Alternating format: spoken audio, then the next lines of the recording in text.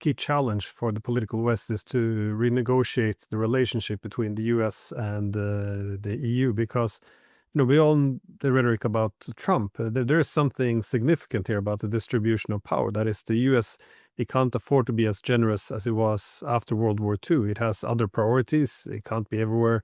Europe's not a high priority. Its relative power in the world has also declined.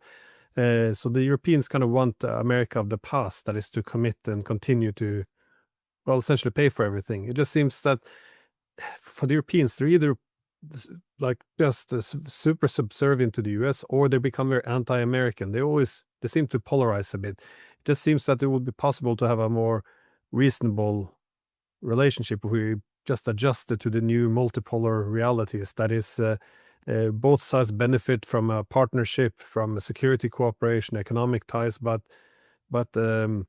at least maybe divorce, go from being married to neighbors, or something along those lines. Just something that works for the United States, because dismissing the new interest of the United States, I think it's a folly. I mean, of course, Trump tends to be much cruder than other leaders, but there's something below the personality there. There's a real shift in power which has to be addressed. The idea that we can just continue as if it's the bipolar or unipolar order doesn't really make that much sense. Yeah, I think you're exactly right, Glenn. And I would marry what you just said to this whole notion that there is a group out there, or a civilization out there, whatever you want to call it, which is labeled the West.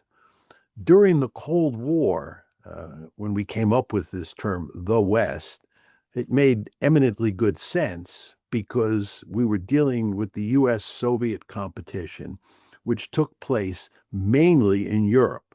The heart of the US Soviet competition was in Central Europe. And all of the countries on the western side of the divide were closely allied with the United States.